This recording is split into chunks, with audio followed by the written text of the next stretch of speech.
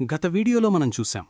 అభిమన్యుడి మరణానికి కారణమైన సైంధవుణ్ణి సూర్యాస్తమయంలోపు చంపకపోతే అగ్నిప్రవేశం చేస్తానని అర్జునుడు భీషణ ప్రతిజ్ఞ చేశాడు. కాని కౌరవులు పన్నిన త్రిగర్భ వ్యూహం వల్ల సాయంత్రం అయినా అర్జునుడు సైంధవుణ్ణి చేరుకోలేకపోయాడు. అప్పుడే సూర్యుడు అస్తమించాడు. అర్జునుడు తన మాట ప్రకారం అగ్నిప్రవేశానికి సిద్ధమయ్యాడు.